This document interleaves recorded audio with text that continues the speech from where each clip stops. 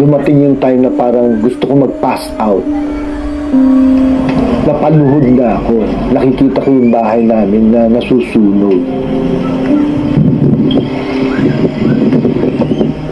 Hindi kami nag-prepare para mag-pick up ng anything na ano, kung ano yung suot namin, naka-pajama, wearing only mga naka-sleepers. Kasi sabi ko, para at least pagdating natin dito sa bahay ng brother niya, simple lang, mabilis tayo, matulog lang tayo, then go back. Pagbalik namin ng umaga, that's the time na we found out na nasusunog na yung bahay. So, wala na kami magawa.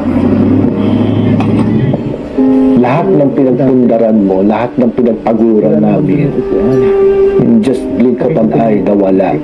Bakit nangyari yan? Hindi naman ako masamang tao.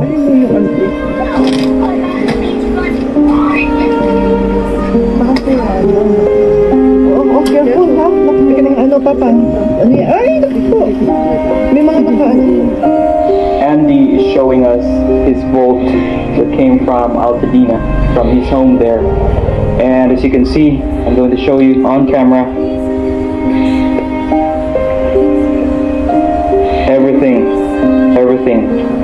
is burned. You cannot even touch it because it will break down. And Andy, how much is it? Like around 150. Around 150 grams. So you can only imagine many years of working, many years of savings for the family. It's all gone in an instant. Doon na ako talaga wala na kami natira talaga sa amin.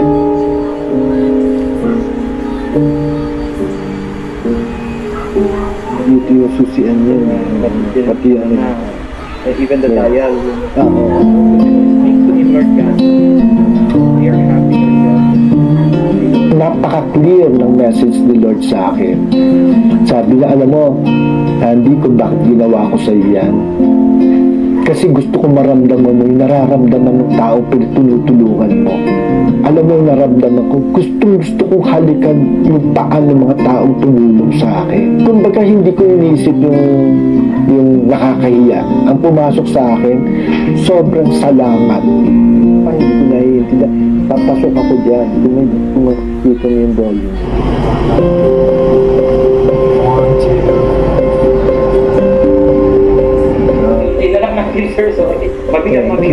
Thank you. Very heavy. Sige lang. Very heavy. You're back. Thank you so much. Kulang na kulang yun. Never leave you. Kung maaari, kung meron pa akong pwedeng siguro idagdag yun, siguro sabi ko, bahala na lang sa inyo si Lord.